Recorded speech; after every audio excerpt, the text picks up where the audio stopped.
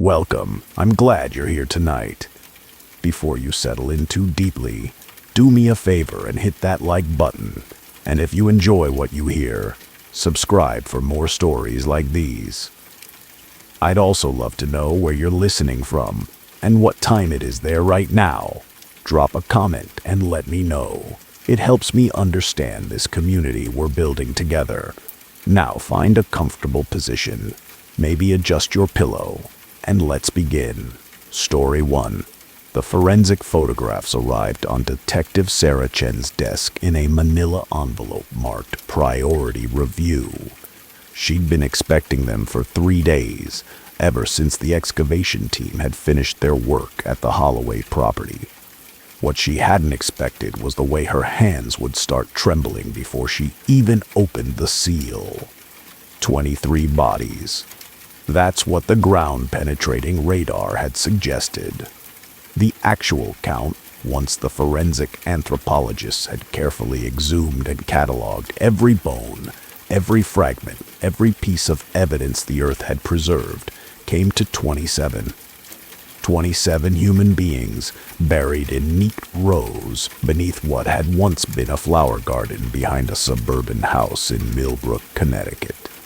Sarah had been a homicide detective for 11 years. She'd seen crime scenes that would break most people, but there was something about the Holloway case that felt different, something that sat wrong in her gut, like swallowing broken glass. The photographs showed the excavation site at various stages. Early images captured the pristine garden as it had appeared when the new owners first broke ground for their pool installation. Later photos documented the systematic destruction of that facade, layer by layer, revealing the horror beneath. The final images showed the grid system the forensic team had established. Each burial site numbered and photographed from multiple angles. Sarah spread the photos across her desk, arranging them chronologically. In doing so, she noticed something that made her breath catch. The bodies weren't random. They'd been buried with care, almost reverence. Each was positioned in the same way. On their back, arms crossed over their chest, head facing east. Someone had taken time with these burials. Someone had performed what almost looked like a ritual. The case file told her the basics. The house had belonged to Marcus Holloway, a widower who'd lived there from 1987 until his death in 2019. He'd been a pediatric surgeon at Millbrook General, well-respected, actively involved in community theater, and by all accounts a pillar of the community. He died of a heart attack at 73, alone in his home, and had been found 2 days later by a neighbor concerned about his uncollected newspapers. The house had sold to a young couple in 2021. They'd lived there for 2 years before deciding to install an in-ground pool. The excavation crew had found the first body 18 inches down. They'd found the second one 20 minutes later. Sarah's phone buzzed. Her partner, Detective Marcus Webb, had texted, "Me report is in. You're going to want to see this." The medical examiner's office smelled like industrial cleaner trying and failing to mask the underlying scent of decay. Dr. Patricia Okonkwo met them in her office, a space that managed to feel both cluttered and meticulously organized. File boxes were stacked along one wall, but each was labeled with perfect precision. "Sit," Patricia said, gesturing to 2 chairs across from her desk. She was a tall woman in her 50s, with silver-streaked hair pulled back in a tight bun. Sarah had worked with her on dozens of cases, and she'd never seen Patricia look quite this unsettled. "I've been doing this job for 28 years, Patricia began, pulling up files on her computer. "I've processed remains from mass graves, disaster sites, cold cases going back decades. This..." She paused, choosing her words carefully. "This is unprecedented in my experience. She turned her monitor so Sarah and Marcus could see. On the screen was a table listing each set of remains, along with estimated age at death, approximate year of death, and cause of death when determinable. 27 victims, Patricia continued. Age range from 7 to 16 years old, all children or adolescents. Time of death ranges from approximately 1988 to 2018, roughly one per year with some gaps. Sarah felt her stomach turn. All children, Patricia confirmed. And here's where it gets particularly disturbing. I was able to extract DNA from 23 of the 27 sets of remains. We've already gotten hits on 6 of them in the missing persons database. She pulled up photographs, school pictures of smiling kids who disappeared decades ago. Sarah recognized 2 of the cases. She'd been in elementary school herself when one of them had vanished. Melissa Cartwright, Patricia said, indicating a photo of a girl with braces and auburn hair. Disappeared in 1993, age 12, from Millbrook. Last seen leaving her middle school. Her parents died never knowing what happened to her. David Reeves, vanished in 1998, age 14, from New Haven. He'd run away from home before, so initial investigation assumed he'd done it again. Jennifer Park, missing since 2005, age 11, from Millbrook. She was riding her bike to a friend's house and never arrived. The list went on. 6 identified so far, with more identifications expected as DNA results came back and databases were searched. Cause of death? Marcus asked, though his voice suggested he dreaded the answer. Patricia's expression darkened.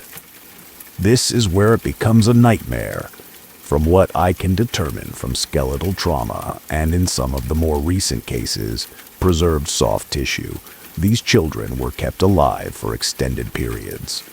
We're seeing evidence of healed fractures, nutritional deficiencies consistent with prolonged captivity, dental work that continued after their disappearances. Sarah's mind reeled. He kept them. For months, possibly years in some cases. Then the skeletal evidence suggests they were confined in a way that restricted movement, probably a small space.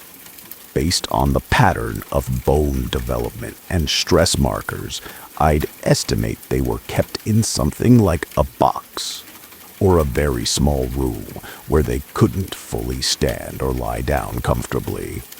Marcus stood abruptly and walked to the window, his back to me. Sarah knew he had a daughter around the age of some of these victims. The actual cause of death is harder to determine, Patricia continued. In several cases, I found hyoid bone fractures consistent with strangulation. Others show no obvious trauma, which could mean suffocation, poisoning, or some other method that doesn't leave skeletal evidence. What about the burial site? Sarah asked. Was there anything unusual about how they were interred? Patricia nodded, pulling up more photos. Each body was wrapped in a white sheet before burial. In the more recent burials, we recovered fragments of the fabric. It appears to be high-quality Egyptian cotton, the kind you'd buy from an expensive bedding store. Each body also had an object buried with them. She displayed photographs of small items carefully preserved in evidence bags. A silver locket, a toy car, a hair ribbon, a baseball card, personal effects, each carefully chosen. Trophies?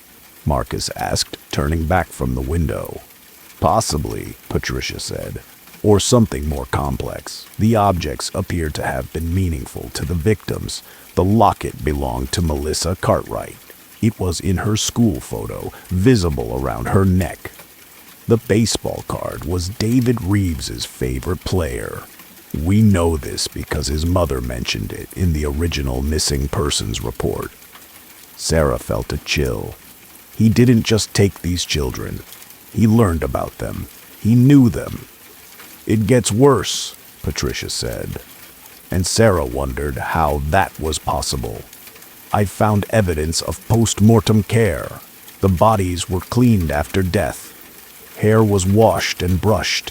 Fingernails were trimmed. This happened shortly before burial. This wasn't someone disposing of bodies carelessly. This was someone who maintained a relationship with the victims even after death." The implications settled over the room like a suffocating blanket. Marcus Holloway hadn't just been a serial killer. He'd been something far more disturbing. Someone who had created a family of captive children. Someone who'd maintained this horror for 30 years without anyone suspecting. "There's one more thing," Patricia said. "The garden where they were buried, it was meticulously maintained. According to neighbors we've interviewed, Holloway spent hours out there every week, tending his flowers, weeding, watering. He called it his sanctuary." Sarah thought about that. Holloway spending peaceful afternoons in his garden, surrounded by flowers he'd planted, knowing what lay beneath, knowing the children he'd buried there, children he'd kidnapped, imprisoned, and eventually murdered. How does a human mind work that way? How does someone split themselves so completely? Back at the station, Sarah and Marcus set up a war room. They pulled every piece of information they could find about Marcus Holloway. School records, employment history, property records, financial documents, medical records, everything. The picture that emerged was disturbingly ordinary. Born in 1946, Holloway had grown up in suburban Pennsylvania, the only child of a factory worker and a homemaker. He'd been an excellent student, particularly in sciences. He'd attended Cornell University on scholarship, then Columbia Medical School. He'd completed his surgical residency at Johns Hopkins, specializing in pediatric surgery. He'd married in 1975 to a woman named Catherine Morris. They'd moved to Millbrook in 1987 when he'd been offered a position at Millbrook General. They'd bought the house on Elm Street, the house with the large backyard, perfect for the children they'd planned to have. But Catherine had been unable to conceive. Sarah found medical records documenting years of fertility treatments, all unsuccessful. Then in 1993, Catherine had been diagnosed with ovarian cancer. She died in 1994, just 7 years after they'd moved to Millbrook. The first body in the garden had been buried around 1988. Sarah sat back, processing the timeline. Holloway had started killing before his wife died, but she'd been ill for years before the diagnosis. The stress of infertility, followed by cancer, followed by death. Had that been the trigger? Or had the urge to kill been there all along, waiting for the right circumstances? She pulled up Holloway's employment records from Millbrook General. For 32 years, he'd worked as a pediatric surgeon, specializing in complex cases. He'd operated on thousands of children, saving countless lives. The hospital records showed a stellar career, numerous commendations, grateful parents who'd written letters praising his skill and compassion. But there was something odd in the records. Starting in 1989, Holloway had begun volunteering for a program that provided free surgical care to at-risk children. Kids in foster care, children of undocumented immigrants, runaways who'd been injured and brought to the ER, children who existed on society's margins, children who might not be immediately missed if they disappeared. Sarah felt her skin crawl as she read through the case files. Over 30 years, Holloway had volunteered hundreds of hours to this program. He'd been praised for his dedication, given awards for his charitable work, and all the while, he'd been selecting victims. Marcus came in carrying coffee and a stack of old newspapers. "I've been going through archives," he said. looking at the years when victims disappeared. Guess who shows up in a lot of these stories? He spread the newspapers across the table. Sarah saw community events, charity fundraisers, hospital functions. In many of the photos, standing slightly off to the side or at the edge of a group, was Marcus Holloway. Always smiling, always appropriate, always invisible in plain sight. He was everywhere, Marcus said. Little league games, school plays, community festivals, places where children gathered, and no one thought twice about it because he was a pediatric surgeon. Of course, he'd be at events for children. It was his profession. Sarah picked up one newspaper from 1996, 2 years after Catherine's death. It showed Holloway at a charity event for foster children. He was shaking hands with a young girl, maybe 10 years old, who was smiling up at him with complete trust. The caption identified him as Dr. Marcus Holloway, whose generous support of foster care programs has changed countless young lives. Changed them, Sarah thought bitterly, just not in the way anyone imagined. Her phone rang. It was Patricia. "We have 9 more identifications," the ME said. "And Sarah, we found something else. In the most recent burial from 2018, we recovered a notebook. The preservative properties of the clay soil kept it partially intact. You need to see this." The notebook was in an evidence locker, carefully preserved in a protective sleeve. Patricia had photographed each page, and she walked Sarah and Marcus through them with the grim efficiency of someone who'd seen too much. The handwriting was juvenile, clearly a child's hand. The entries were dated starting in October 2016 and ending in March 2018. They told the story of a 15-year-old boy named Christopher who'd been living on the streets of New Haven after aging out of foster care. He'd been injured, had gone to the hospital, and had met Dr. Holloway. The early entries were almost hopeful. Christopher wrote about how kind the doctor had been, how he'd offered to help, how he'd provided food and a warm place to stay while Christopher healed. The boy had been grateful, touched by what he thought was genuine compassion, but the entries gradually changed tone. Christopher mentioned feeling sleepy all the time. He wrote about the room he was staying in, how it was small and dark, how the door was always locked for his safety. He mentioned medication the doctor gave him, pills that made him foggy and compliant. By January 2017, the entries became more desperate. Christopher had realized he was imprisoned. He wrote about trying to escape, about being punished when he made too much noise. He wrote about other children's voices he sometimes heard, though he never saw them. He wrote about the doctor's visits, how Holloway would sit and talk to him for hours, treating him like a son, calling him my boy, stroking his hair while Christopher fought not to flinch away. The final entry was dated March 3rd, 2018. Christopher's handwriting was shaky, barely legible. He says I'm sick. Says it's time for me to rest. He's crying while he tells me this. Crying. Like he actually cares. Like he's not the one who put me in this box. He says he'll make sure I'm comfortable, that I won't feel pain, that I'll be with the others in the garden, where he can visit me every day. I don't want to die. I don't want to be in his fucking garden. But I'm so tired. I've been tired for so long. If anyone finds this, please tell someone I existed. Tell them Christopher Martinez was here, and he wanted to live. Please. The room was silent after Patricia finished reading. Sarah found she was gripping the edge of the table hard enough to hurt. How many more are out there? Marcus finally asked. How many other Christopher Martinezes did we fail to protect?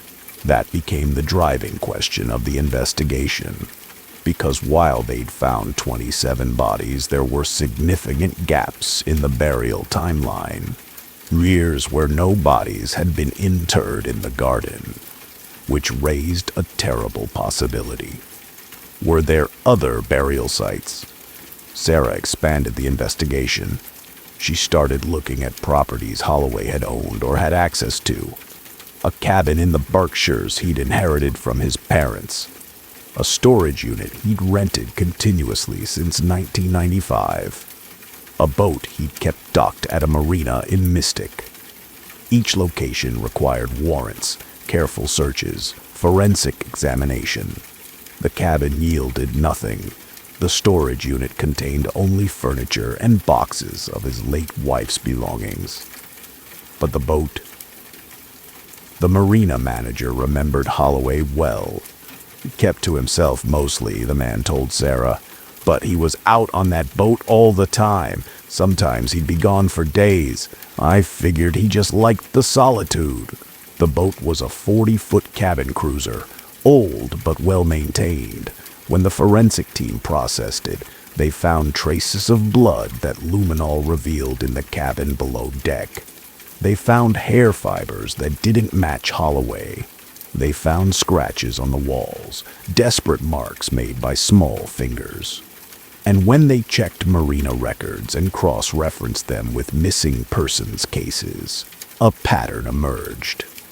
Holloway had taken the boat out for extended trips roughly every 2 years, and within a week of each trip, a child had been reported missing from a coastal town in Connecticut or Rhode Island. The ocean had taken those victims. It had swallowed them without leaving evidence, without providing closure to their families. But the boat told the story Holloway had never intended anyone to read. Sarah found herself working 16-hour days, driven by a fury she couldn't quite name. Marcus eventually pulled her aside and told her gently that she needed to take care of herself, that she couldn't solve every case, couldn't save children who died decades ago. "I know that," Sarah snapped, "but their families don't know. There are parents out there who've spent 20, 30 years wondering what happened to their children, wondering if they ran away, if they were abducted, if they're still alive somewhere. They deserve answers." And so the grim work continued. DNA identifications, notifications to families, press conferences that made national news. The story of the pediatric surgeon who'd spent 30 years murdering children shocked the nation. Mental health experts appeared on news shows, trying to explain the inexplicable. Former colleagues at Millbrook General gave tearful interviews, saying they'd never suspected, never saw any signs. But there had been signs. Sarah found them as she dug deeper. A nurse who'd reported concerns in 1997 about Holloway spending too much time with a particular patient. A foster child who'd come in with injuries. The nurse had been told she was overreacting, that Holloway was simply being compassionate. A social worker who'd thought it odd that Holloway took such personal interest in the most vulnerable children, the ones without stable family situations. She'd mentioned it to her supervisor, who dismissed it as Holloway going above and beyond. A colleague who'd noticed that Holloway often volunteered to take emergency calls involving injured children from marginalized communities. Who'd thought it strange but admirable that he was willing to work with difficult cases other surgeons avoided. The signs had been there, but Holloway's reputation, his position, his 30 years of excellent surgical work had insulated him. People hadn't wanted to see the monster because they couldn't reconcile it with the skilled doctor who saved children's lives. One evening, 3 months into the investigation, Sarah sat alone in the war room, surrounded by photographs of victims. 27 faces stared back at her from the evidence board. These were the ones they'd found. School pictures, family photos, images of children frozen forever at the age Holloway had taken them. She thought about Christopher Martinez's final notebook entry. his desperate plea to be remembered, to have his existence acknowledged. At least he'd gotten that. His family had been located. His remains returned to them for proper burial. There'd been a memorial service attended by hundreds, strangers moved by his story, wanting to bear witness to his life. But how many others had died without even that? How many had disappeared so thoroughly that they existed only in Holloway's memory, and now not even there? Sarah's phone rang. It was Patricia. "I thought you'd want to know," the ME said.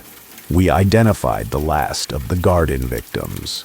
Emily Thornton, age 13, disappeared from Millbrook in 2017. I just spoke with her mother." "How did she take it?" Sarah asked, though she already knew.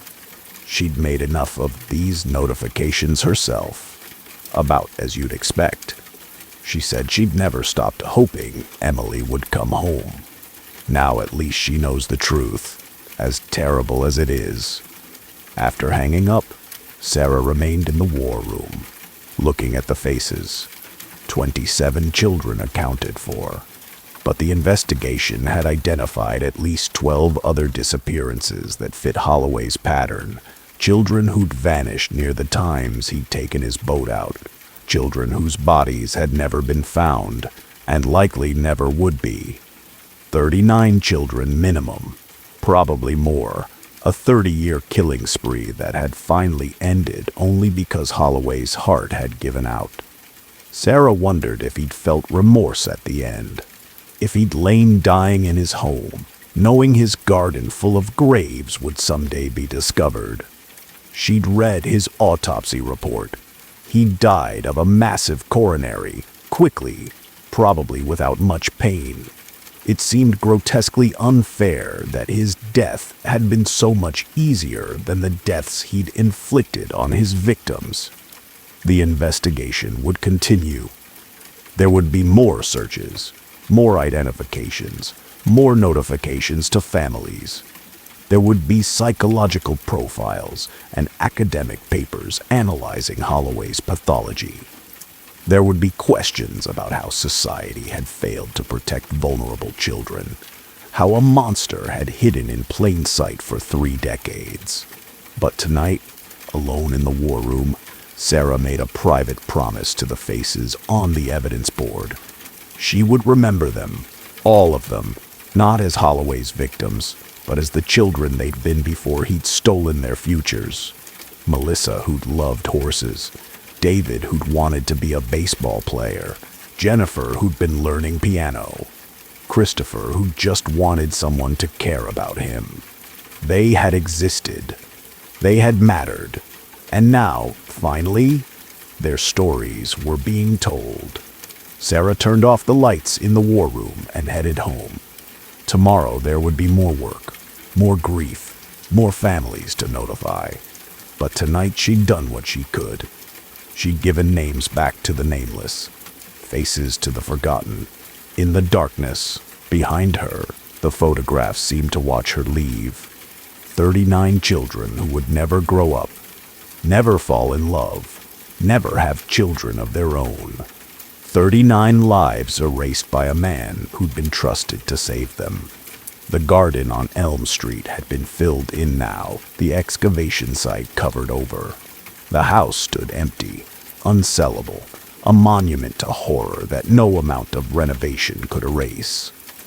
Eventually it would be torn down, Sarah supposed. The land would sit vacant for years, decades maybe, before someone forgot enough to build there again. But the victims wouldn't be forgotten. Sarah would make sure of that. In her own way, with her relentless investigation, her careful documentation, her insistence on identifying every possible victim, she was building a different kind of monument, one made of truth and memory, and the refusal to let evil win completely. It wasn't enough. It would never be enough. But it was something. And sometimes, Sarah thought as she drove through the dark streets toward home, sometimes that had to be enough. Story 2. The antique shop on Mortimer Street had been there for as long as anyone in Ashford could remember. 3 generations of the Blackwood family had run it, each passing down not just the business, but what they called the knowledge. What the knowledge consisted of, old Thomas Blackwood never told his customers. But those who'd bought from the shop over the years had learned to trust his judgment about which items were safe and which ones weren't. Thomas died on a Tuesday morning in October, alone in his shop, surrounded by the accumulated treasures and refuse of 2 centuries. His grandson, who'd moved to California 15 years prior and had no interest in antiques, inherited the business. After a perfunctory week of sorting through the most valuable items, he put the entire remaining inventory up for estate sale and listed the building for rent. That's when the trouble started. Rebecca Walsh found the mirror on the second day of the estate sale. It had been hidden in the back storage room, covered with a canvas tarp that looked like it hadn't been disturbed in decades. The mirror itself was enormous, nearly 8 feet tall, set in an ornate frame of dark wood carved with symbols Rebecca didn't recognize. The glass had a slightly greenish tint, and when she looked into it, her reflection seemed to move a fraction of a second slower than it should. The price tag said $30. "I'll take it," Rebecca told the bored estate sale worker, a teenager scrolling through her phone. The girl barely looked up. "Cash only. You'll need to arrange your own transport." Rebecca called her brother, who showed up with his pickup truck and helped her load the mirror. It was surprisingly heavy, requiring both of them to maneuver it carefully into the truck bed. As they secured it with straps, Rebecca noticed writing etched into the back of the frame. It was too worn to read clearly, but she made out what looked like dates: 1847, 1893, 1921, 1968. "What do you think those are?" her brother asked. "Maybe the years it was restored or resold," Rebecca guessed. "It's old enough to have changed hands a few times." They drove to Rebecca's apartment, a converted loft in one of Ashford's old mill buildings. Getting the mirror up 3 flights of stairs was an ordeal that left them both sweating and swearing. But eventually they got it positioned in Rebecca's bedroom, leaning against the wall opposite her bed. "You sure you want it in here?" her brother asked. "It's kinda creepy." Rebecca studied the mirror. In the afternoon light, her reflection looked perfectly normal. The greenish tint she'd noticed in the shop seemed to have been a trick of the lighting there. "I think it's beautiful," she said. "Victorian pieces are coming back into style." Her brother shrugged and left. Rebecca spent the rest of the afternoon cleaning the mirror with glass cleaner and furniture polish. As the decades of grime came away, the carvings on the frame became more visible. They weren't decorative flourishes as she'd first thought. They were symbols, repeated in patterns around the frame's border. Some looked vaguely astronomical. Others might have been letters from an alphabet Rebecca didn't recognize. She took photos and ran them through image search, but nothing came up. Probably just Victorian occult aesthetic, she decided. The Victorians had been obsessed with spiritualism and mysticism, decorating everything from jewelry to furniture with symbols they thought looked exotic and mysterious. That night, Rebecca woke at 3:17 a.m. She knew the time because her phone was on the nightstand, and she'd picked it up reflexively when something pulled her from sleep. The room was dark except for streetlight filtering through the gauze curtains. In the mirror across from her bed, Rebecca saw her reflection sitting up, just as she was. But the reflected room behind her wasn't quite right. The angle was off somehow, showing parts of the room that shouldn't have been visible from the mirror's position. And in the reflected doorway, barely visible, stood a figure. Rebecca spun around. The doorway behind her was empty. When she looked back at the mirror, the figure was gone. Just her reflection in her darkened bedroom, everything back to normal. She told herself it was a dream, the confused moment between sleeping and waking, when the brain conjured images that seemed real. She lay back down and eventually fell asleep. The next night, it happened again. 3:17 a.m., waking suddenly, looking at the mirror. This time, the reflection showed her room in daylight, bright afternoon sun streaming through windows, and the figure in the doorway was clearer. A woman in old-fashioned clothes, a dress from maybe the 1920s, watching Rebecca with an expression of intense sadness. Again, when Rebecca turned, there was nothing. When she looked back at the mirror, the reflection had returned to normal. The dark room, the streetlight. Her own face pale and frightened, staring back at her. This time, she got up and threw a sheet over the mirror. She felt foolish doing it, like a child afraid of the dark. But she couldn't shake the image of that woman standing in her doorway, present in the reflection, but absent from reality. She left the sheet over the mirror for 3 days. But eventually, the impracticality of having a massive covered mirror dominating her bedroom got to her. It was just her imagination, she told herself. Maybe carbon monoxide from old building pipes was causing hallucinations. She bought a detector and installed it. It showed normal levels. She uncovered the mirror on Saturday afternoon. In the daylight, it looked ordinary again. Just an antique mirror, not particularly unusual except for the carvings on the frame.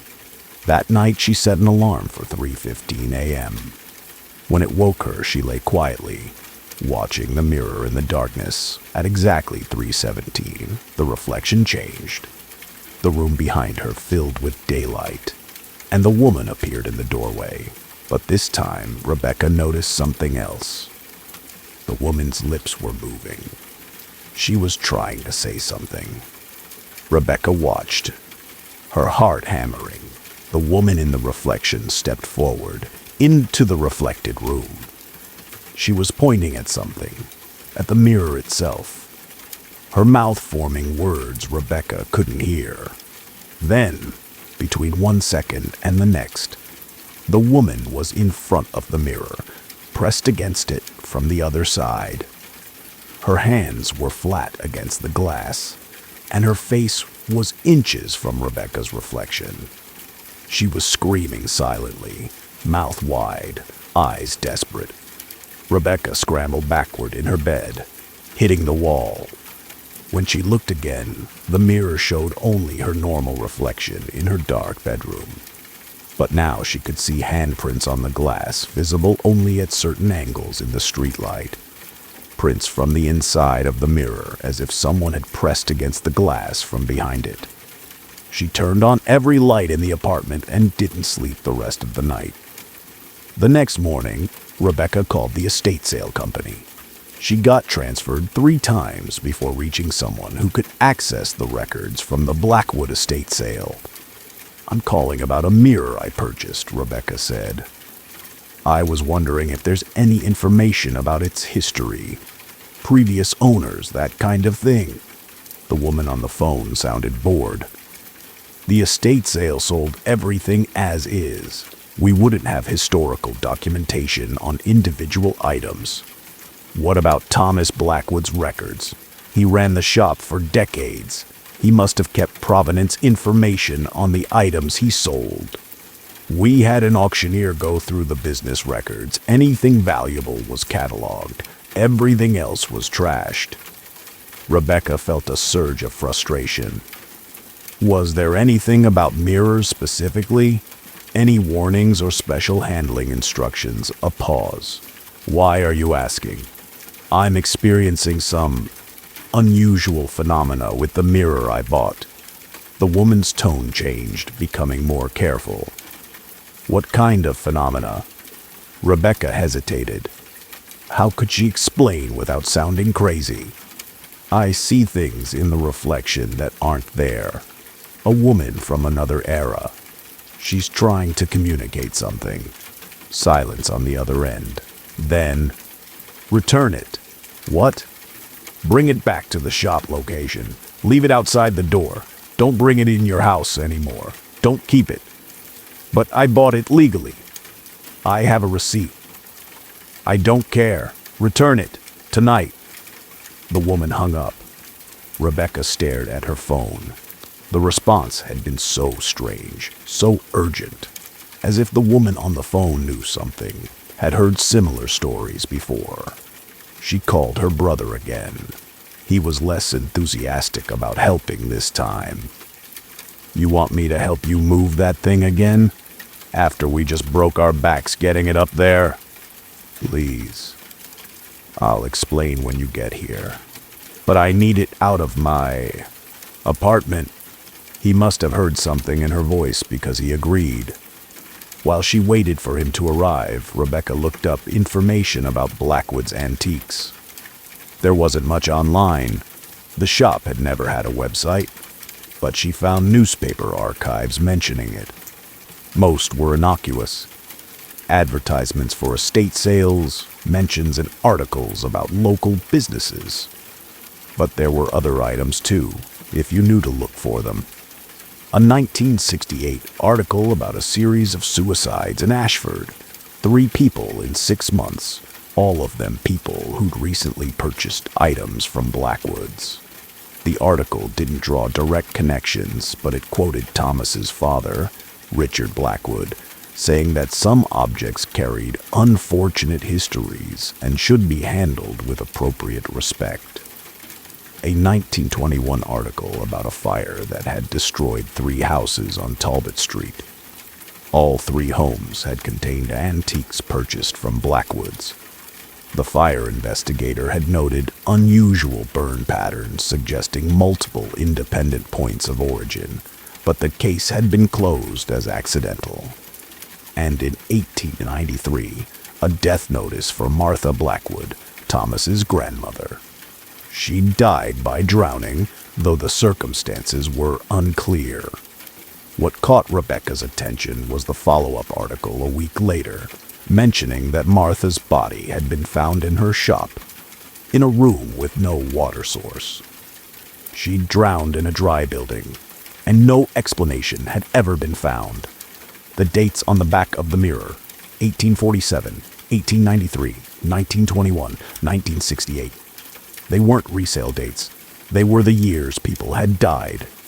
Rebecca's phone buzzed. Her brother. Outside. Come help me with the door. They carried the mirror down in silence. Rebecca's brother kept glancing at her, clearly worried by how frightened she looked. But he didn't ask questions, and she didn't volunteer information. How could she explain that she was returning the mirror because a ghost had tried to communicate through it? That she was terrified of what might happen if she kept it past tonight? They loaded the mirror into the truck bed. As they secured it, Rebecca noticed new writing on the back of the frame. Fresh carving, wood shavings still visible, a date, 2024. "Oh God," she whispered. "What is it?" her brother asked. "Drive, now! We need to get this to Blackwood's right now!" They drove through the dark streets of Ashford, the mirror secured in the truck bed. Rebecca kept checking behind them, irrationally certain she'd see the woman from the reflection following them. But the streets were empty. Blackwood's Antiques was dark, the storefront windows papered over with estate sale posters. Rebecca's brother backed the truck up to the door, and together they unloaded the mirror. They left it leaning against the door, just as the woman on the phone had instructed. "That's it?" Rebecca's brother asked. "We're just leaving it." "Yes. Come on, let's go." As they pulled away, Rebecca looked back at the mirror. In the truck's headlights, she could see a reflection in its surface. Not the empty street, but a room full of people. Dozens of them, maybe hundreds, all pressing against the glass from inside. Their mouths open in silent screams, their hands reaching. Then the truck turned a corner, and the mirror was gone from view. Rebecca never went back to see if the mirror was still there. She didn't return calls from the estate sale company asking if she'd taken the item back. She moved out of her apartment the following week, unwilling to sleep in the room where the mirror had hung, where she'd seen things that shouldn't exist. Sometimes late at night she wakes at exactly 3:17 a.m. And sometimes, if she's not careful, if she glances at a mirror in that moment between sleeping and waking, she sees them. All those people trapped in the glass, wearing clothes from different eras, all of them trying to warn her, trying to tell her that objects can be prisons, that mirrors don't just reflect the living, that some doors, once opened, can never be fully closed again. She doesn't keep mirrors in her bedroom anymore. Story 3. The town of Clearwater, Montana held its annual festival in July, right when the summer heat made the high plains shimmer with mirages and the crops stood tall in the fields surrounding the town. It was a tradition going back 90 years, started during the Depression as a way to bring the farming community together, to give people something to celebrate during hard times. Every year, the festival committee put up a stage in the town square. They organized pie-eating contests and three-legged races. They crowned a harvest queen chosen from the local high school girls. And every year, on the final night, they screened a movie on a massive outdoor screen, and the whole town gathered to watch. This year, the committee had decided to show The Wizard of Oz. A classic, everyone agreed. Family-friendly, nostalgic, perfect for the warm July night. The festival committee had rented the film from a distribution company specializing in classic cinema. It arrived a week before the festival, a large metal canister containing the 35mm reels. The company included a letter certifying this was an original print from the film's 1939 theatrical release, a genuine piece of cinema history. The projectionist, a man named Harold Mitchell, who'd been running films for Clearwater's old movie theater before it closed in 1987, picked up the canister from the post office. He was excited to work with an authentic print. Most of his recent festivals had used digital projectors, convenient but lacking the nostalgia of real film running through a projector's gate. Harold set up his equipment in the town square 2 days before the festival. He threaded the first reel carefully, checking to make sure the sprockets engaged properly. The film looked to be in excellent condition, the emulsion intact, colors still vibrant despite being 85 years old. He ran a test screening the night before the festival, just himself and the empty square, making sure the focus was sharp and the sound levels were correct. The movie played beautifully. Dorothy's journey from Kansas to Oz unfolded on the massive screen with a clarity that made Harold feel like he was watching it for the first time. But there was something off that he couldn't quite identify. Little details that didn't match his memory of the film. The Wicked Witch's face held a moment too long in one shot. Dorothy's expression in the poppy field seemed more frightened than drugged. Tiny differences, probably just his memory playing tricks. He'd seen this movie dozens of times, but never from a 1939 print. Perhaps the home video versions he was familiar with had been edited slightly over the years. The night of the final festival screening, nearly 800 people gathered in the square. They spread blankets on the grass, set up lawn chairs, arranged themselves in family groups. Children ran through the crowd playing tag. Teenagers clustered in self-conscious groups. The elderly residents claimed the best spots with the authority of age. Harold started the projector exactly at 9 p.m., just as the last light faded from the western sky. The familiar MGM logo appeared on screen, the lion roaring silently until Harold brought up the audio. The crowd settled, conversations fading to whispers, then silence. The movie began normally.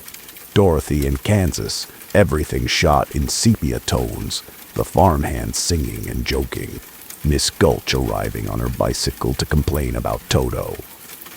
The tornado approaching, Dorothy running home, the chaos of the storm, everything just as everyone remembered.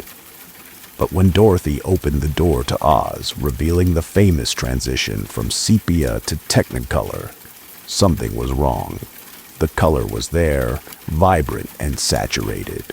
But Oz looked different. The sky was too dark. The flowers in the field, an unsettling shade between red and purple. And in the distance, behind the little houses of Munchkinland, something massive and dark loomed against the horizon. In the square, people shifted uncomfortably. This wasn't how they remembered the film. The movie continued. The Munchkins emerged, but there were too many of them, and some of their faces seemed wrong in ways hard to articulate. Too sharp, perhaps, or too angular.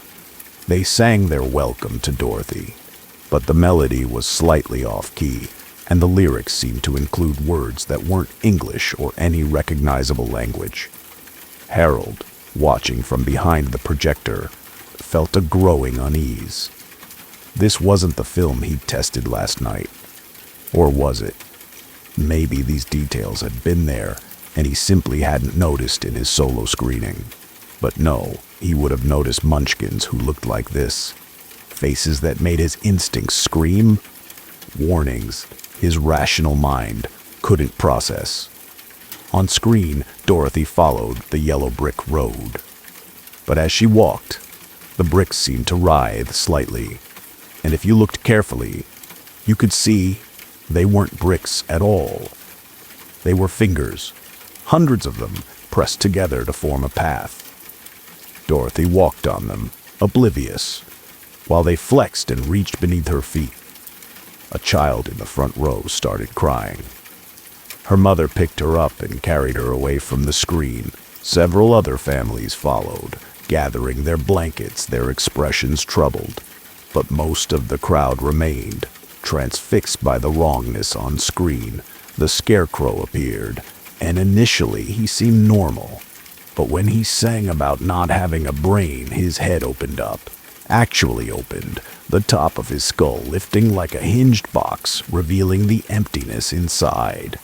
Not cartoon emptiness or theatrical staginess, but a genuine void that seemed to extend further than his head's dimensions should have allowed.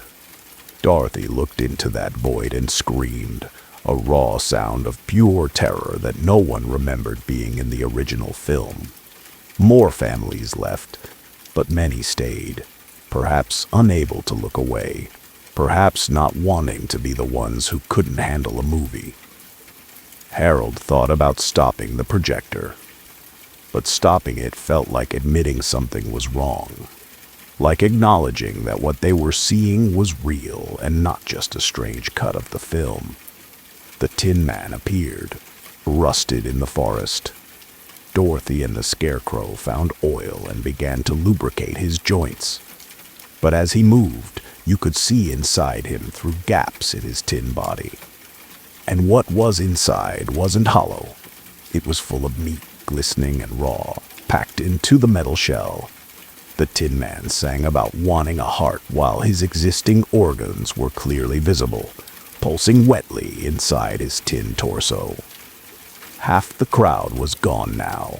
Those remaining seemed frozen, their faces reflecting the screen's glow, their expressions slack with a horror that went beyond fear into a kind of traumatized fascination. The Cowardly Lion's introduction played out, but this lion's cowardice seemed to stem from knowledge rather than lack of courage. When he sang about being afraid, he listed the things he feared. The dark behind the stars, the hunger in the earth, the things that smile with too many mouths, the garden where the bad children grow. These weren't lyrics from any version of the song anyone knew. Dorothy and her companions approached the Emerald City. But as they walked, the landscape around them changed. The whimsical elements of Oz disappeared, replaced by vistas that hurt to look at directly. Geometries that weren't quite possible, colors that didn't exist in nature, shadows that fell in directions unrelated to the sun's position. The Emerald City itself loomed ahead, but it wasn't green. It was a color people later struggled to describe. Some said black, others insisted it was white. A few claimed it was transparent, that you could see through the buildings to something horrible behind them. Whatever the color, looking at it made your eyes water and your head ache. The crowd in the square was down to maybe 200 people now. Children were sobbing. Adults sat rigid, unable to process what they were seeing, but also unable to leave. Harold wanted to shut off the projector, wanted to end this, but his hands wouldn't obey his commands. He stood frozen behind the machine, watching the film unreal, watching the story he'd known all his life transform into something that felt ancient and malevolent. In the Emerald City, the wizard appeared, but he wasn't a man behind a curtain. He was something else entirely. Something that wore the wizard's form like an ill-fitting mask. When he spoke, his mouth didn't match the words. When he moved, his body bent in ways that suggested too many joints or no joints at all. Dorothy made her request. She wanted to go home. The wizard agreed to help, but said she must first bring him the Wicked Witch's broom.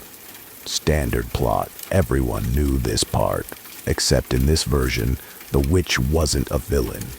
She was trying to stop Dorothy from completing her quest. "Don't bring him what he wants," the witch pleaded on screen, her green face desperate and terrified. "Dorothy, please, if you give him that, if you finish this, everything ends. Not just Oz, not just Kansas, everything." But Dorothy, obedient and trusting, threw water on the witch. The witch melted, screaming warnings as she dissolved. The castle guards cheered, but their celebration sounded like sobbing. Dorothy returned to the Emerald City with the broom. She presented it to the wizard. And he changed. The mask fell away, and what remained was something the human mind couldn't fully process. The people in the square later tried to describe it, but their descriptions didn't match. Some saw tendrils and eyes. Others saw geometric shapes that folded through impossible dimensions. A few saw nothing at all, just an absence of existence so complete it hurt to perceive. The wizard took the broom and began to speak. Not English or the corrupted Munchkin language, but something older. Words that seemed to have weight, that pressed against reality like fingers pushing through fabric. On screen, Kansas began to appear behind Dorothy, but it wasn't the Kansas she'd left. The farm was there, but it was burning. Auntie Em and Uncle Henry stood in the yard, their bodies distorted, their faces melting. Other figures emerged from the barn, things that had never been human. Things that had been waiting for Dorothy to open the door between worlds.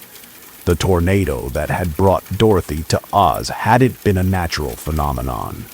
It had been a door, and by completing her quest, by helping the wizard gain what he needed, Dorothy had opened that door permanently. The film showed Oz and Kansas merging, two worlds forcing themselves into the same space. Buildings overlapped, existing in both places at once. People and creatures mixed, their bodies blending in ways that shouldn't be possible. The sky above both worlds turned the color of the Emerald City, that indescribable hue that made eyes bleed and minds crack. Dorothy realized what she'd done. She clicked her heels together, ruby slippers flashing, trying to go home.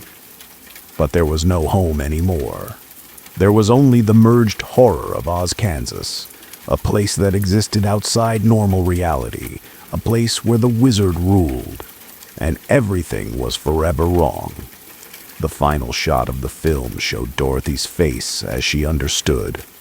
Her expression was beyond despair, beyond madness.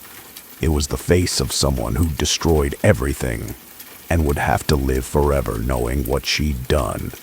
Then, as the credits should have rolled, the screen didn't go dark. Instead, it showed the square. The real square, where the audience sat, watching. The film had moved beyond its boundaries, was now showing the people watching it. On screen, figures emerged from the crowd. They moved toward the camera, toward the projector, toward the thin membrane between the movie and reality. They were the things from the merged Oz, Kansas, and they were crossing over. Finally, Harold found the will to move. He hit the emergency stop on the projector. The screen went dark. The sudden silence in the square was absolute. For a long moment, no one moved. Then someone started screaming, and the spell broke. The remaining crowd scattered, running for their cars, fleeing the square in panic. Harold stood alone with his projector, shaking, trying to process what he'd just shown. He carefully rewound the film, put it back in its canister, and locked the canister in his truck. The next morning, he tried to return it to the distribution company, but the address on their letterhead led to an empty lot. The phone number was disconnected. The company, if it had ever existed, was gone. Harold kept the canister locked in a safe in his basement.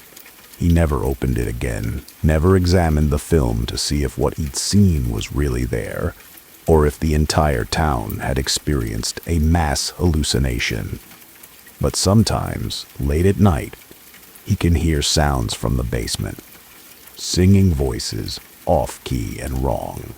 The voice of a young girl asking why the sky looks funny. The voice of something pretending to be a wizard, speaking words in a language that predates humanity. The Clearwater Festival Committee canceled the following year's event. They've never held another festival. When people ask why, they say budget constraints, or changing interests, or that the tradition had simply run its course. But those who were there that night know the truth. They know that some stories, some films, some doors should never be opened. And they know that somewhere in a basement in Clearwater, Montana, a canister of film sits waiting for someone curious enough or foolish enough to thread it through a projector again, waiting to finish showing its terrible tale. Story 4. The call came at 2 a.m. on a night in November when Detective James Holder was 3 drinks into trying to forget the last case. A child murder solved but not resolved. The killer caught, tried, sentenced, but the child still dead, her family still shattered, and James still seeing her face when he closed his eyes. Holder. His voice was rough when he answered, equal parts alcohol and exhaustion. Detective, it's dispatch. We have a situation at Morningside Elementary. Multiple casualties. Captain needs you there now.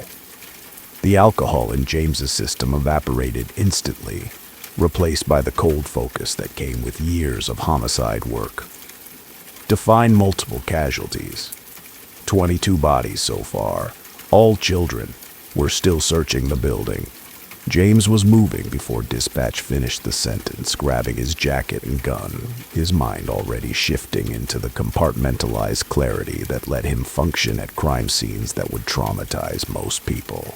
22 children, at an elementary school, in the middle of the night.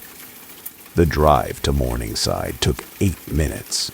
James saw the emergency lights from 3 blocks away, the entire neighborhood lit up like daylight, by fire trucks, ambulances, police vehicles. The street in front of the school was cordoned off, media already gathering despite the early hour. James showed his badge and ducked under the crime scene tape. Captain Morris met him at the school's entrance, and James noted immediately that Morris looked old in a way he hadn't yesterday. This case had aged him hours. "What are we looking at?" James asked. Morris's voice was flat, drained of emotion, the tone of someone who'd seen too much and had shut down to cope. 22 bodies found so far, all in the gymnasium, all children between 6 and 10 years old. Preliminary assessments suggest poisoning, but we won't know for sure until the ME finishes examination. 22 children in a gym in the middle of the night? What were they doing here? That's the question. School's been locked for hours. No sign of forced entry. No evidence of any school-sanctioned event that would explain kids being here at 2 a.m. They walked through the school, past classrooms with walls covered in children's artwork, past lockers decorated with stickers and magnets. The normalcy of it all made what they were walking toward more obscene. The gymnasium doors were propped open. Inside, the forensic team was already at work, photographing, documenting, collecting evidence. And on the floor, arranged in a perfect circle, were the children. James had worked homicides for 15 years. He'd seen bodies in every condition death could create. But this was different. The children looked peaceful. They were lying on their backs, arms at their sides, wearing pajamas and holding stuffed animals or blankets. They looked like they'd fallen asleep naturally, except for the bluish tint to their lips and the absolute stillness that only death brings.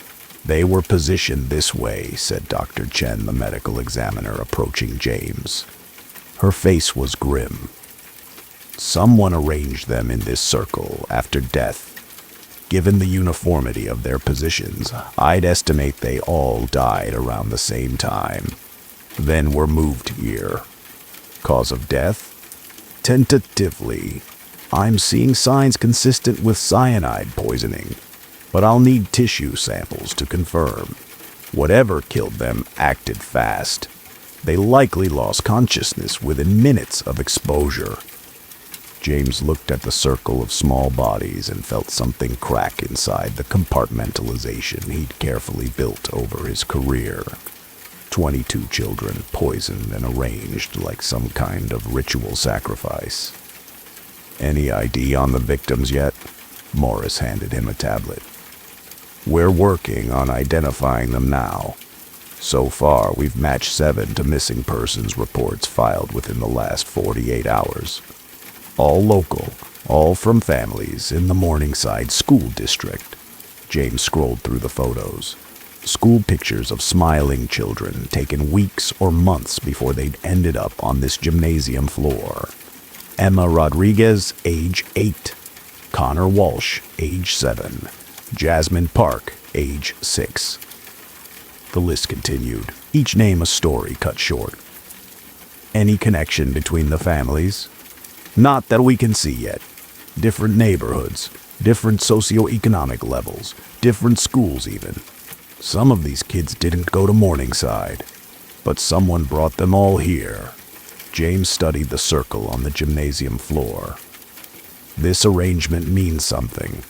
The position of the bodies, the circle formation, the fact that they're all in pajamas. This was planned meticulously." He crouched near the closest body, a girl clutching a purple teddy bear. Her face was peaceful, almost serene. Whatever fear she'd felt, had it lasted long. Small mercy in a situation devoid of mercy. "Has anyone checked the school security footage?" "Wiped," Morris said. "Someone scrubbed the system. We're bringing in IT specialists to see if anything can be recovered, but preliminary assessment is that it's been comprehensively deleted." James stood, his knees protesting the movement. "Then we need to canvass the neighborhood.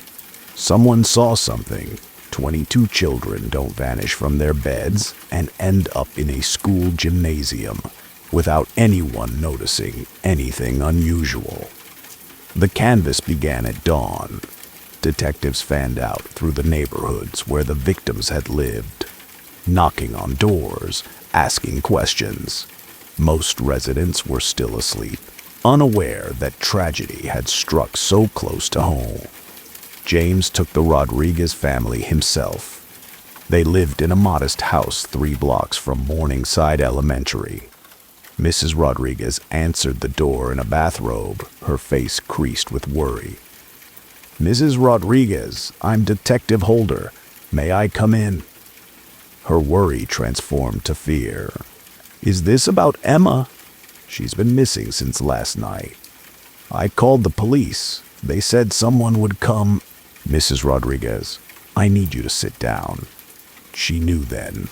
Parents always know. But knowing doesn't prepare you for the words, doesn't soften the blow when a stranger tells you your child is dead. Mrs. Rodriguez's scream brought her husband running from upstairs. James had to do it again, had to watch another parent's world shatter. The grief was raw and immediate, and part of James, the part that still felt things despite years of building walls, wanted to join them in their anguish. But he had questions that needed answers. "Mrs. Rodriguez, when did you last see Emma?" It took several minutes before she could speak coherently. Her husband held her, both of them shaking. "Last night, around 9 p.m., I put her to bed. I checked on her before I went to sleep at 11. She was there, sleeping with her teddy bear." "And when did you notice she was missing?" "This morning. I went to wake her for school, and she was gone. Just gone. Her bed was empty, but her window was closed. Her door was closed. I don't understand how—" She broke down again. James asked more questions, gentle but persistent. No, they hadn't heard anything unusual during the night. No, Emma hadn't mentioned any strange people or events. No, there was no history of sleepwalking. No, they hadn't left doors unlocked. The same story repeated at every victim's house. Children put to bed normally, checked on by parents, doors and windows secured, then missing in the morning, vanished from locked houses without waking anyone. By mid-afternoon, all 22 victims had been identified. The media had the story now, and it was spreading nationally. Morningside Massacre was trending on social media. News helicopters circled overhead. James's phone buzzed constantly with calls from FBI, state police, even representatives from Homeland Security wondering if this was terrorism. But it wasn't terrorism. Terrorism made a statement, sought publicity, had goals. This was something else. Something personal and deliberate and profoundly disturbed. The break came from an unexpected source, a woman named Margaret Thorne, who lived across from Morningside Elementary, called the tip line. She'd been up late, she said, dealing with insomnia. Around 1 a.m., she'd seen a school bus pull up to the elementary school. "I thought it was strange," she told James, when he arrived at her house. "Middle of the night. Who's running a school bus? But I figured maybe it was some field trip thing, leaving early to drive somewhere far." "Did you see anyone get off the bus?" "No, but I saw it sit there for maybe 20 minutes. Then it drove away." "Can you describe the bus?" Margaret shook her head. "It was just a regular yellow school bus. I didn't think to look at the number or anything. I'm sorry." But it was something. James put out an APB on school buses. By evening, they'd located it, abandoned in a parking lot 15 miles away. The forensic team processed it immediately. They found everything. Hair fibers matching all 22 victims. Trace evidence of cyanide in the ventilation system.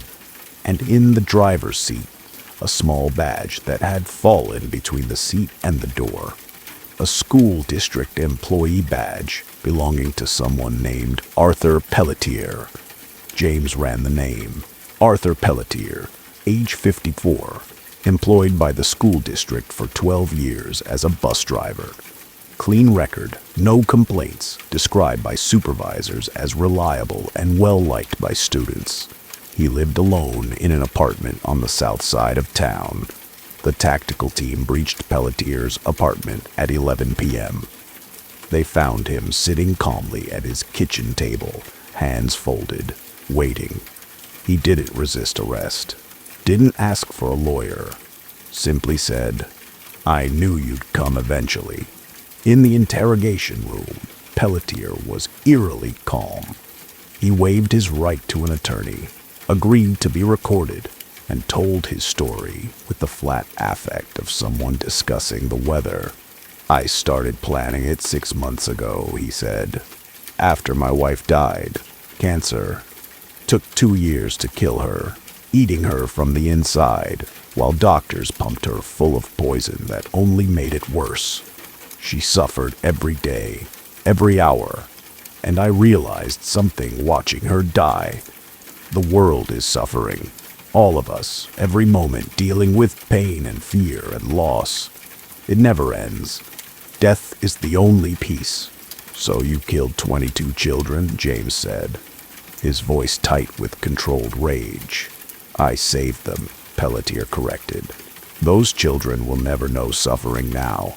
They'll never experience loss, never feel pain, never face the cruelty the world had waiting for them. They died peacefully, surrounded by their favorite things, believing they were going on an adventure. What I gave them was mercy." James wanted to reach across the table and strangle him, wanted to make Pelletier feel even a fraction of the pain he'd caused. But he remained professional, asking questions, building the case. "How did you get into their houses?" "I knew them," Pelletier said simply.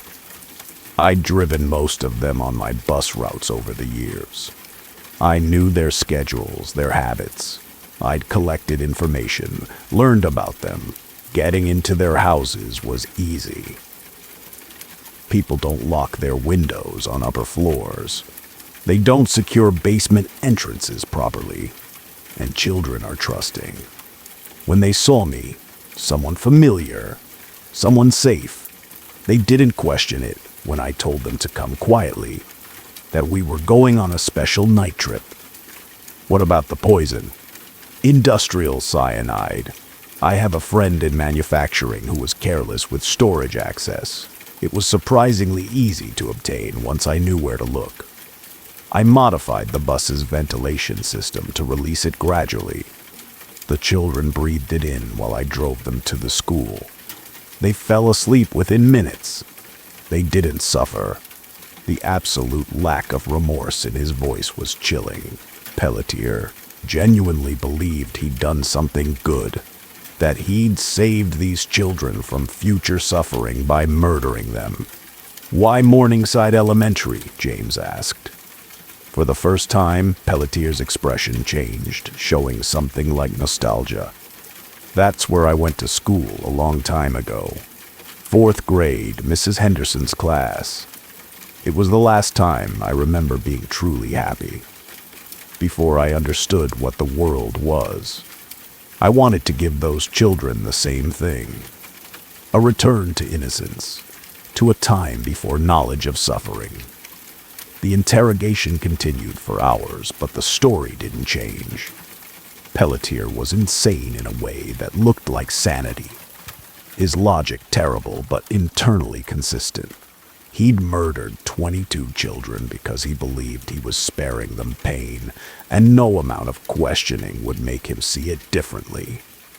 The trial was a media circus.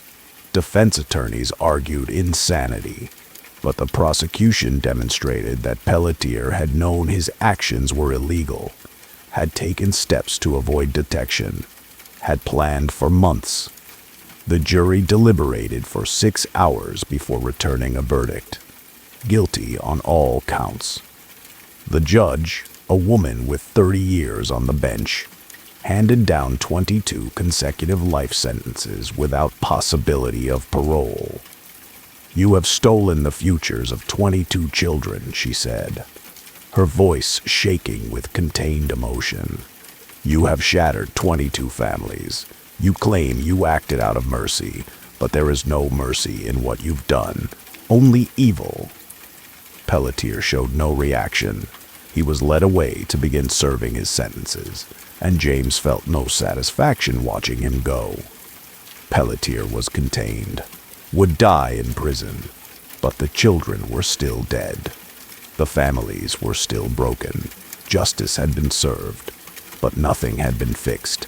In the months that followed, James found himself unable to let the case go. He attended memorial services for the victims. He checked on the families, offering what support he could. He studied Pelletier's background, trying to understand how someone could reach the point of believing child murder was mercy. What he found was a lifetime of accumulated loss. Pelletier's parents had died when he was young. He'd been raised in foster care, bouncing between homes. His first marriage had ended in divorce after his wife had miscarried. His second wife, the one whose death had triggered his breakdown, had been his only source of stability. When she died, something in Pelletier had broken. He'd lost the ability to see life as anything but suffering waiting to happen. And in his twisted logic, he'd decided that preventing future suffering justified present murder. It was a cautionary tale about untreated mental illness, about isolation, about the importance of intervention before someone's pain metastasizes into something that harms others. But it was also just a tragedy. 22 families destroyed, 22 futures erased, one man's suffering transforming into a horror that rippled outward, touching hundreds of lives. James retired 6 months after the trial. He couldn't continue working homicides, couldn't face more death, more shattered families. He'd spent 15 years building walls to protect himself from the emotional toll of the job, and the Morningside case had demolished those walls completely. He volunteers now, working with at-risk youth, trying to intervene before broken children become broken adults who hurt others. It's his way of fighting back against what Pelletier represented, his attempt to prevent future tragedies. But some nights, when sleep won't come, he thinks about those 22 children arranged in a circle on a gymnasium floor. He thinks about Pelletier's calm face as he described murdering them. He thinks about the families who'll never recover from their losses, and he wonders how many other Arthur Pelletiers are out there suffering in isolation, their pain slowly transforming into something monstrous. How many more tragedies are waiting to happen because we don't see the warning signs, don't reach people before they break? He doesn't have answers. He's just one person trying to make a difference in a world that seems designed to create suffering. But he keeps trying, keeps working, keeps fighting the good fight. Because the alternative is admitting that Pelletier was right, that suffering is inevitable and overwhelming, and James refuses to believe that. He has to believe that despite the darkness, despite the tragedies, despite cases like Morningside, there's still enough light in the world to justify fighting for it. He has to believe that life, with all its pain, is still worth living. Otherwise, the evil wins. Story 5. Dr. Elena Foster had been studying sleep disorders for 17 years when Marcus Webb walked into her clinic. He looked exhausted in the way only the truly sleep-deprived can look. Skin gray, eyes sunken, movement sluggish. His intake form said he hadn't slept more than an hour at a time in 6 months. "Tell me about your sleep patterns," Elena said, settling into her chair across from Marcus. "I can't sleep," he said simply. "I mean, I can fall asleep, but I wake up after an hour, sometimes less. And when I wake up," he paused, choosing words carefully. "When I wake up, I'm somewhere else." Elena had heard many things in her years running a sleep clinic. Night terrors, sleepwalking, sleep paralysis, narcolepsy. But this was new. Somewhere else? Not in my bed. Somewhere different every time. Last week, I woke up in my kitchen, standing at the open refrigerator. The week before, I was in my car, in the driveway, keys in the ignition. Yesterday, I woke up in my neighbor's yard. "Sleepwalking," Elena said. "That's not uncommon with severe sleep disruption." "I'm not sleepwalking." Marcus's voice was firm. "I'm being moved. Something is moving me while I sleep." Elena made a note. "Possible paranoid delusions? What makes you think something is moving you rather than you moving yourself?" "Because I can see it happening now. The last few nights I've been waking up in the process. Mid-movement, and there are hands on me. Too many hands." Elena scheduled Marcus for a full sleep study.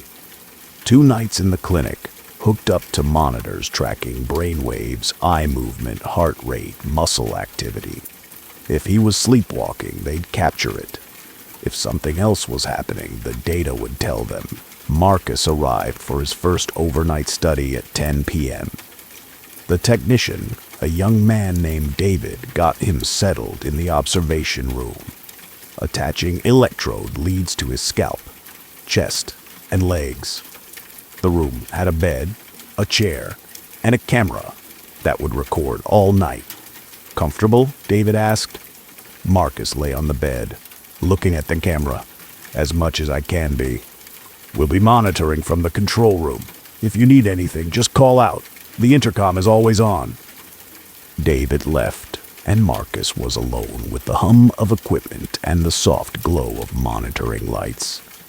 He closed his eyes, not expecting to sleep. Sleep had become something he feared, knowing what waited at the end of consciousness. But exhaustion pulled him under. Within 15 minutes, the monitor showed him entering stage 1 sleep. Within 30, he was in stage 2. His breathing slowed, his muscles relaxed. In the control room, David and Elena watched the monitors. Everything looked normal. Textbook sleep patterns for someone in the early stages of a sleep cycle. Then, at 11:47 p.m., Marcus's body went rigid. His heart rate spiked. His eyes snapped open, but the camera showed them rolled back, seeing nothing. And he began to rise. Not sit up, rise. His body lifted off the bed, horizontal, as if someone was picking him up. His arms and legs hung limp, but his torso moved smoothly upward. "What the hell?" David whispered. On the monitors, Marcus's vital signs were going crazy. Heart rate at 140, brain activity spiking erratically, but his body continued to rise until he was floating 3 feet above the bed. Then he began to turn slowly, rotating in the air. The camera tracked him, capturing his blank face, his limp limbs, the absolute impossibility of what was happening. Elena stared at the screen. This couldn't be real. People didn't levitate. This had to be equipment malfunction, some glitch in the camera making it appear. Marcus started moving toward the door. Still horizontal, still unconscious, he floated across the room. His body passed through the closed door as if it wasn't there. David was on his feet. Did he just... Elena was already running. She burst into the hallway and found Marcus floating 10 feet away, moving steadily toward the emergency exit. She could see him clearly now, with her own eyes, no camera between them. He was levitating, moving without any visible means of propulsion. "Marcus," she called. "Marcus, wake up." He didn't respond, just continued floating until he reached the exit door. Then, impossibly, he began to pass through it. His head and shoulders disappeared into solid metal, then his torso, then his legs. Elena grabbed his ankle just before it vanished. The moment her hand made contact, Marcus convulsed. His eyes flew open, fully aware now. He saw where he was, half through a solid door, Elena holding his leg, and he screamed. They pulled him back through the door, a nauseating experience Elena would never forget. It felt like pulling someone through thick gel, resistance but not solidity. Marcus emerged completely panicked, hyperventilating, his eyes wild. "They were taking me," he gasped. "I could feel their hands, so many hands."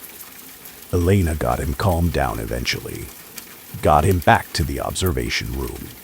The equipment had recorded everything. The impossible levitation, the movement through solid matter. But it had no explanation for how any of it was possible. "This has been happening every night?" Elena asked. Marcus nodded, still shaking. "At first it was just waking up in different places, but lately I've been conscious for it. Feeling them carry me, feeling myself pass through walls. I don't know what they want or why they're doing this." Elena spent the next week trying to find a rational explanation. Mass hallucination, equipment malfunction, elaborate hoax. But she'd seen it with her own eyes. She'd touched Marcus while he was halfway through a solid door. This was real, however impossible. She called in colleagues from other fields, physicists who studied quantum mechanics, parapsychologists who investigated alleged supernatural phenomena, neurologists who specialized in rare disorders. They all studied the footage, examined Marcus, ran every test available. No one had answers. The physicists said what was recorded violated every known law of physics. The parapsychologists suggested supernatural intervention but couldn't explain the mechanism. The neurologist found nothing wrong with Marcus's brain. Marcus himself deteriorated rapidly. He stopped sleeping entirely, too afraid of what would happen if he lost consciousness. He took stimulants to stay awake, drank coffee constantly, did anything to avoid sleep. But the human body can only go so long without rest. On the 10th day, Marcus collapsed. His body simply shut down, forced into sleep by physiological necessity. Elena was with him when it happened, had been monitoring him closely. The moment he lost consciousness, it started again. His body lifted, began to float. But this time, Elena was ready. She'd set up cameras all around, capturing every angle, and she stayed close, determined to see where he was being taken. Marcus floated through the wall of Elena's clinic. She followed, running outside to track him. He was moving faster now, rising higher. Elena ran after him, watching as he floated above the buildings, heading toward something. He stopped above an old warehouse on the edge of town, then descended straight down, passing through the roof. Elena found a way in, climbing through a broken window, following the sound of something humming. In the center of the warehouse, Marcus floated above a circle drawn in what looked like chalk but glowed faintly in the darkness. And around the circle stood figures. 7 of them, humanoid but wrong in ways Elena's mind struggled to process. Too tall, too thin, joints bending in directions that shouldn't be possible. They were looking up at Marcus, their hands raised toward him. And as Elena watched, she understood. They weren't human. They'd never been human. And Marcus wasn't being kidnapped. He was being prepared. "The transition requires conditioning," one of the figures said without moving its mouth. The voice seemed to come from everywhere at once. He must be gradually separated from physical constraint, taught to exist between states. The process takes time. "What are you doing to him?" Elena demanded, her voice shaking. The figures turned toward her. Their faces, if they could be called faces, showed no expression. He was chosen. The merging requires a human consciousness willing to transcend limitation. Your species' potential is wasted in singular physical forms. We offer evolution. He didn't agree to this. He called out years ago. In desperation and loneliness, he reached into the void seeking connection. We answered. Now the process must complete. Marcus began to change. His body became translucent, starting at his extremities and working inward. He was being transformed, dissolved, integrated into something else. Elena had seconds to make a decision. She could let this happen, let Marcus become whatever these entities were offering. Or she could intervene. She ran into the circle and grabbed Marcus. The moment she touched him, the world exploded into sensation. She felt herself spreading thin, existing in multiple locations simultaneously. She felt the pull of the entities, their intent to transform, to elevate, to consume, and she pulled back. With every ounce of will she possessed, Elena pulled Marcus away from them, pulled him back into singular physical existence, back into the constraints of flesh and bone and three-dimensional space. They collapsed together outside the circle.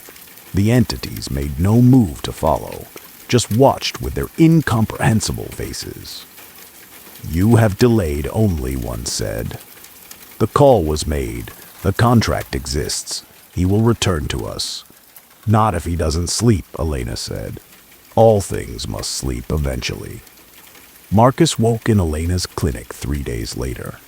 He'd been unconscious the entire time, his body recovering from the trauma of near transformation. Elena had stayed with him constantly, monitoring, ready to intervene if the entities tried again. "What happened?" Marcus asked when he could finally speak. Elena told him everything. The warehouse, the entities, their plan to transform him. Marcus listened with the expression of someone having their worst fears confirmed. "I did call out," he said quietly. 5 years ago, I was alone, depressed, considering suicide. I wanted someone, something, to give me a reason to keep existing. And something answered. I felt it immediately. A presence watching me. I thought I was going crazy.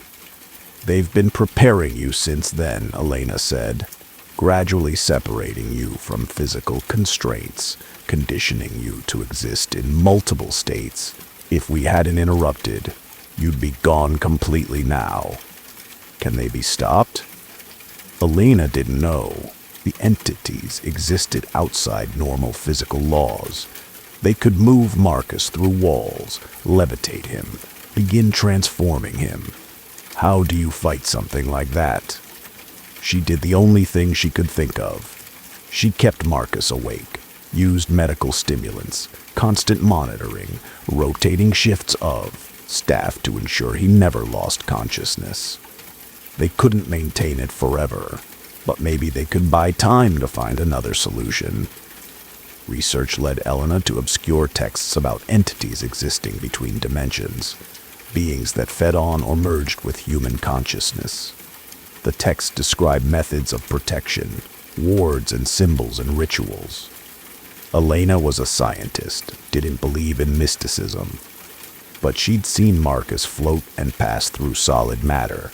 At this point, she'd try anything. They converted one room of the clinic into a protected space, drew symbols on the walls according to instructions from texts Elena barely understood, burned sage and other herbs, created a salt circle around Marcus's bed. It felt absurd, but Elena was out of better options. Marcus had to sleep eventually. On the 15th day, His body couldn't be kept awake any longer despite the stimulants. He collapsed into sleep, and Elena watched with her heart pounding, waiting for him to rise. He remained in bed, the protection held for 6 hours. Then the walls began to glow, and the symbols started burning. The entities were breaking through, forcing passage through Elena's amateur wards. Marcus started to lift off the bed, but this time he was fighting, unconscious but resisting, his body twisting, trying to remain grounded. "Hold on!" Elena grabbed him, adding her weight to his. David and 2 other staff members rushed in, all of them holding Marcus down. The room filled with presence. Elena felt it pressing against her mind, trying to convince her to let go, to allow the transformation. Images flooded her thoughts. Marcus transcendent, free from physical limitation, existing in states of being humanity had never imagined. It was tempting in a way she hadn't expected, the promise of evolution beyond flesh. But she remembered Marcus's terror, his desperate desire to remain himself. Whatever the entities were offering, it wasn't what Marcus wanted. "Leave him alone," Elena shouted at the presence. "He's not going with you." The pressure increased. The room shook. Equipment fell from shelves. But Elena and her staff held on, refusing to release Marcus. Then, as suddenly as it began, it stopped. The presence withdrew. Marcus settled back onto the bed, still unconscious but no longer fighting. The wall stopped glowing. The symbols cooled. In the silence that followed, Elena heard a voice in her mind. Not words, but meaning directly inserted into her consciousness. "You cannot protect him forever. He called to us. The connection is made. We will return." Then they were gone completely, leaving only a faint smell of ozone and the memory of presence too vast to comprehend. Marcus woke the next morning. His sleep had been natural, undisturbed after the entities withdrew. He dreamed, the first real dreams in months, of floating in vast spaces between stars, of existing beyond the confines of flesh, of transformation and transcendence. "They offered me something," he told Elena. "In the dream, they showed me what I could become. It was beautiful in a way I can't describe. But I'd cease being me. Marcus Webb would end, and something else would begin. Something vast and strange and other. And I don't want that. I want to remain human, limited and confined and mortal. I want to stay me." Elena helped Marcus learn to manage his condition. The entities would return, they both knew that. But between their visits, Marcus could sleep normally. They established a protocol. Protected room, staff on standby, intervention methods prepared. Marcus would sleep in shifts, brief periods that could be monitored and interrupted if necessary. It wasn't a cure, but it was survival.